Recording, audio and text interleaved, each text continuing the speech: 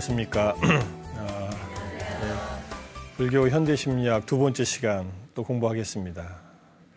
불교도 어려운데 심리학도 더 어렵고 두 개 다 어렵죠? 네. 그러니까 어려운 공부를 하는 이유는 인생의 문제가 이게 어려워서 그렇습니다. 네. 인생의 문제가 이게 쉽다면은 뭐하러 어려운 공부 하겠어요, 그죠? 네. 우리는 어려운 공부를 해서 우리 어려운 인생의 문제를 풀려고 한다. 이렇게 생각하시면은 조금 위안이 되지 않을까 싶어요. 네. 실제로 지금 말씀드린 내용들은 상당히 전문적인 내용들이 많아서 이해하시는 데 좀 어려운 부분들이 있을 겁니다. 어차피 우리가 인생에 다 각자 인생의 전문가들이니까 전문가라는 의식으로 한번 같이 오늘도 불교와 심리학의 문제를 같이 한번 공부해 보는 시간을 갖겠습니다. 지난 시간에는 주로 서양의 이제 불교와 심리학이 어떤 과정을 통해서 만났는가 이런 내용을 살펴봤습니다. 한국은 그 영향의 흐름 속에서 불교와 심리학이 만나고 있기 때문에 지금 서양의 어떤 그런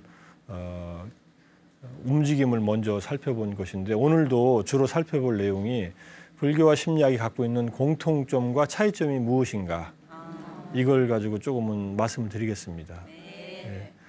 원래 서양의 학문이라고 하는 것은 철학에서 시작했습니다. 철학이라는 것은 우리 요즘 말로 하면 그냥 학문입니다. 그냥 그 지혜를 사랑한다는 필로소피라는 말은 그냥 배우고 탐구하고 연구하는 그런 태도와 그 어떤 결과를 습득하는 과정을 다 철학한다, 이렇게 얘기했습니다. 요즘에는 철학이 이제 분야가 좁아져 가지고 특별한 어떤 그 사항에 대해서 비판적으로 보는 시각, 왜 그럴까라고 의문을 던지면서 보는 시각을 이제 철학적인 탐구라고도 하고, 여러 가지 이제 그런 근거를 찾는, 철학적 근거를 찾는 학문으로 이렇게 축소가 됐지만은, 본래 철학이라는 그 큰 학문 영역에서 점점점 학문적인 분야가 떨어져 나오다가 심리학은 한 100년 전에 독립된 학문입니다. 원래 철학은 마음을 다루는 그런 학문이기도 하고, 요즘에 이제 심리학으로 심리치료를 하지만은 철학으로도 철학 치료를 하는 분야도 있습니다.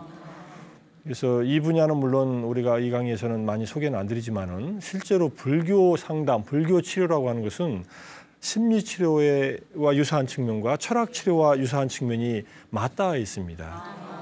우리의 많은 문제들은 심리적인 문제에 의해서 고통을 받는 그런 것도 있지만은, 철학적인 사고의 잘못된 그런 문제 때문에 생기는 경우도 많습니다. 그래서 그 문제를 우리가 나중에 조금씩 다루면서 같이 설명을 드리겠지만은, 어쨌든 철학이라는 학문에서 이제 심리학이 분리해 나와 가지고 이제 발전해 오다가 이제 불교하고 만난 지가 한 30년 됐다, 이런 걸로 말씀을 드렸고, 서양 사람들이 불교인은 심리 치료에 도움을 받고 심리학은 불교에 도움을 받아서 서로 통합해 가는 과정으로 지금 상당히 많은 심리 치료자들이 불교의 어떤 기본적인 원리, 특히 명상 자체의 어떤 원리를 가지고 심리 치료를 응용해서 사용한답니다. 심리 치료하는 사람 중에 한 40% 이상이 이런 마음챙김 명상, 마음챙김이라고 하는 불교의 원리와 실천을 치료 속에 응용한다고 합니다. 이게 미국의 경우가 그렇다고 그래요. 물론 미국이 그러면은 유럽 쪽에 많은 경향들도 같이 움직이는 경우가 있는데, 어쨌든 우리나라는 이제 시작하고 있다, 이렇게 보시면 되고요. 활발하게 시작하고 있습니다, 실제로. 그래서 그런 이제 과정 속에서 이제 불교와 이제 두 가지 심리 치료의 중심적인 어떤 그 흐름이 있는데, 그 불교와 심리학의 공통점을 이제 보겠는데, 먼저 심리 치료 중에서는 정신역동이라고 하는 심리 치료의 어떤 그런 흐름이 있습니다. 이거는 프로이드의 정신 분석학에서 시작해 가지고 좀 더 이제 거기에 뿌리를 두고 발전한 어떤 치료적인 기법입니다. 우리의 내면적인 문제는 여러 가지 그 관계 속에서, 특히 어렸을 때 우리가 아무것도 모르는 채로 이제 여러 가지 충격을 받았던 사건들 때문에 나는 지금 모르는데 내 안에서 그것이 안에서 꿈틀거리고 있는 거예요. 그것이 우리의 어떤 관계나 개인적인 삶에 영향을 미치고 있다. 이것을 발견하기가 쉽지 않습니다. 그래서 그것을 주로 발견하면서 치료 하려고 하는 것이 정신역동 치료라고 합니다. 그러니까 이 정신역동과 함께 많은 심리치료 전공자들은 이 정신역동 또는 정신분석에 근거를 두는 어떤 그런 경우가 많이 있고, 물론 이것이 변형된 다른 형태들도 물론 있지만은 정신역동 치료의 큰 흐름과 함께 그 다음에 행동주의는 지난 시간에 간단하게 말씀을 드렸지만은 행동치료 또는 인지행동치료를 포함한 행동주의 전체, 이것이 심리학에서는 제1세력을 정신분석, 정신역동이라고 하고 두 번째 세력을 행동주의라고 합니다. 그 다음에 세 번째 심리학의 세력을 인본주의 심리학이라고 합니다. 근데 실제로 상담 자체는 인본주의 심리학이 퍼지면서 상담이 보편화되기 시작합니다. 그 인본주의 심리학의 대가인 칼 로저스라고 하는 심리학의 성자 같은 그런 분인데, 이분이 이제 이 상담을 보편화시키는 그런 아주 중요한 역할을 한 현대의 심리학자인데, 이분들이 뿌리가 기본적으로는 정신역동 쪽에 훈련을 받고서 그 다음에 자기의 어떤 새로운 방법으로 치료를 하고 상담을 하는 그런 역할들을 해왔는데, 이런 불교와 정신역동과 행동주의 이 세 가지 영역을 일단은 비교를 하고, 인본주의에 대해서는 다음 시간에 인본주의 심리치료, 심리학과 불교와 이제 결합시킨 그런 사례를 들어서 따로 말씀을 드리겠습니다. 자, 가장 중요한 것은 심리학을 공부하는 분들이 가장 많은 연구를 한 것이 우리의 심리적인 문제들이에요. 마음이 불편하니까는 그 불편한 것을 경감시키기 위해서 이제 심리 치료를 하게 되겠죠. 그래서 이제까지 심리학의 주된 흐름은 인간의 내면적인 그런 문제들, 그리고 부정적인 정서의 문제, 부정적인 잘못된 인지의 문제, 잘못된 그 사고 방식의 문제, 그다음에 행위의 문제, 이런 것들을 이제 치료하고 치유하는 쪽에 초점이 맞춰져 있었습니다. 그래서 이제 심리적 괴로움을 경감시키는 것이 기본적인 목적이었습니다.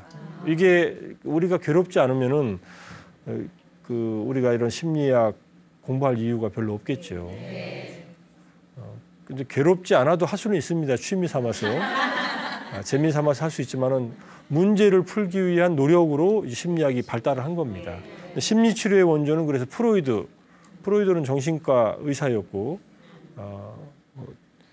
또 신경증에 대한 연구, 여러 가지 인간의 그 내면적인 정신병의 문제를 이제 무의식에서부터 근원을 찾아가지고 그 무의식이 형성되는 과정이 어렸을 때 어떤 중요한 부모와의 관계, 어렸을 때 받은 상처들이 안에 내재돼 있다. 그것이 이제 나중에 어떤 시기가 되면, 어떤 계기가 되면 이제 다시 우리의 문제로서 드러나게 된다는 그런 이제 이론을 만들어내신 분인데, 어쨌든 우리의 마음의 괴로움을 경감시키는 그런 역할을 해왔습니다. 이건 정말 여러 가지 그 기법들이 발전하면서 상당히 많이 발전해 오고 있는데, 나중에 이제 말씀을 드리겠지만은 인간이 갖고 있는 심리적 장애 또는 정신적 장애의 한 65% 정도를 이 정신치료나 약물치료로 치료할 수 있다고 합니다.